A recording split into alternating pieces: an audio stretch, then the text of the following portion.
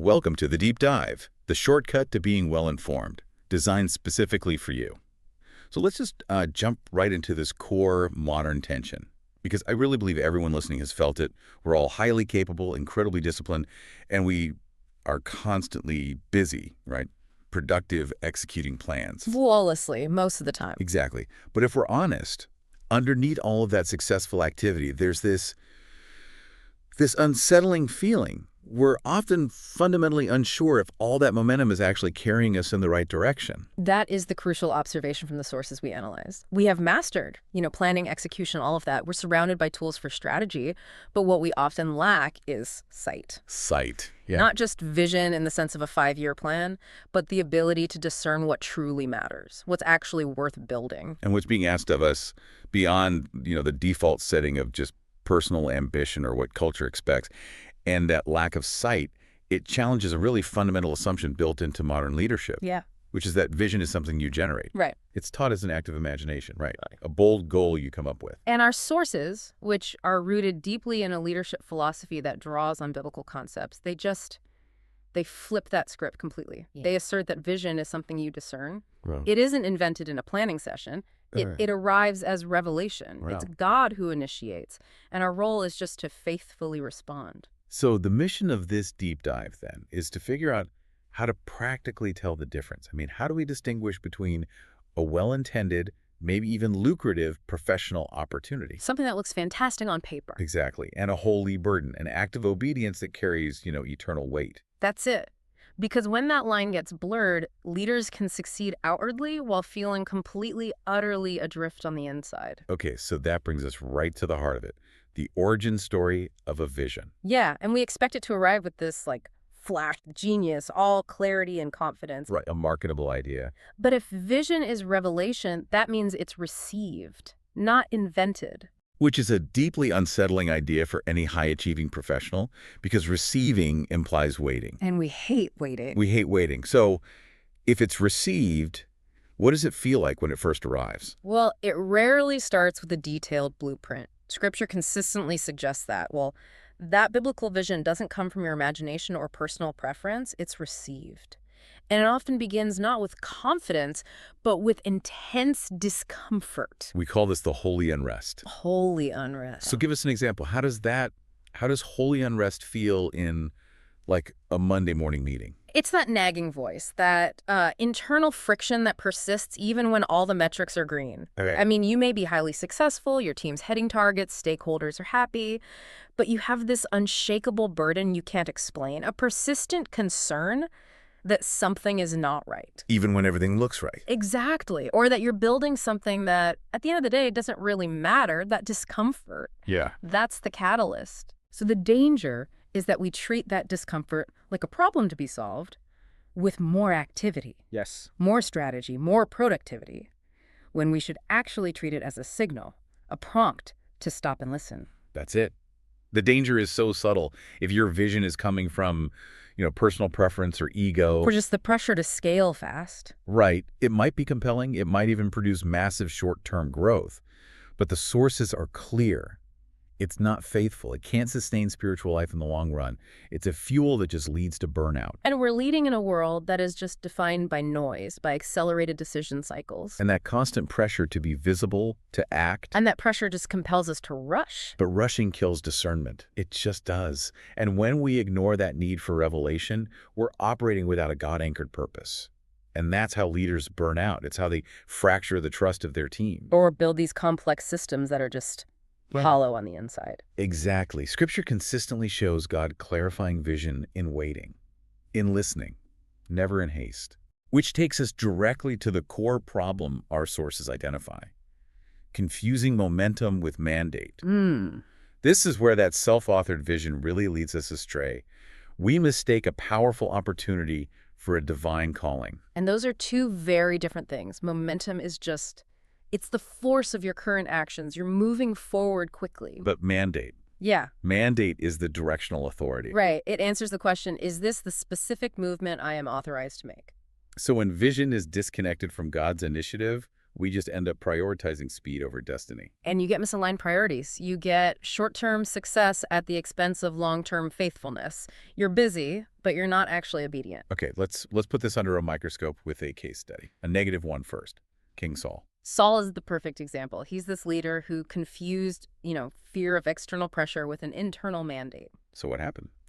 Well, early in his reign, he's facing a powerful enemy. His men are starting to scatter while they're waiting for the prophet Samuel. And Saul, he panics. He sees the troops leaving, feels the pressure, and just decides to do it himself. He decides to offer the sacrifice himself, which was not his role. He wasn't authorized.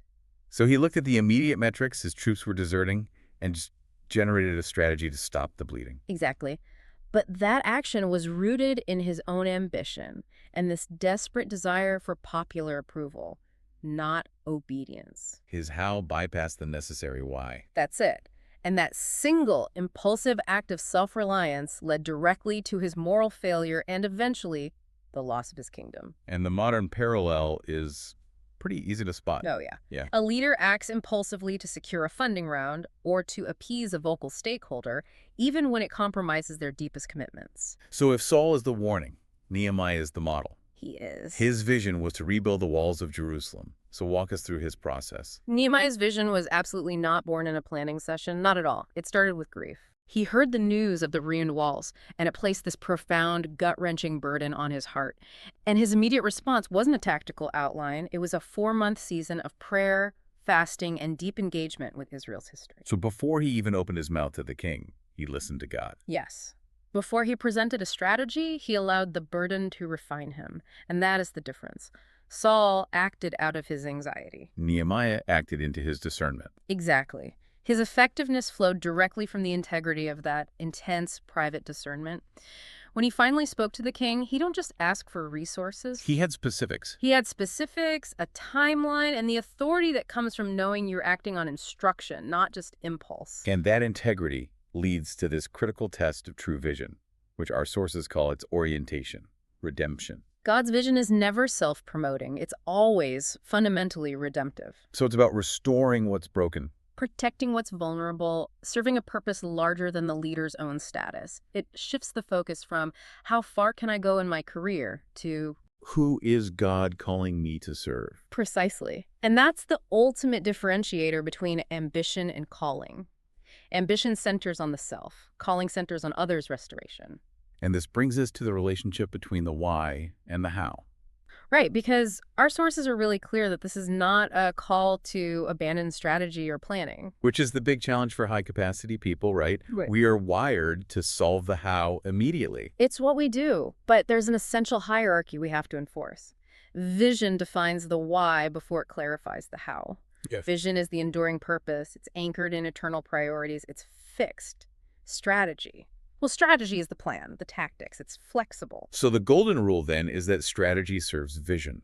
Vision never serves strategy. Never. When your methods and tactics get mistaken for your purpose, when the how eclipses the why, you risk achieving incredible efficiency with absolutely no meaning. You build the most perfect machine, but you've forgotten why you even turned it on. And that's what leads to that hollow feeling, even at the pinnacle of success. The story of King David, then, provides this powerful model for alignment. Yeah, unlike Saul, his vision was shaped by God's fixed covenant to establish a righteous, God-centered kingdom. That was his why. And because his why was fixed, His how could be incredibly adaptive. His strategies, military campaigns, political alliances, they were all designed to serve that one ultimate enduring vision.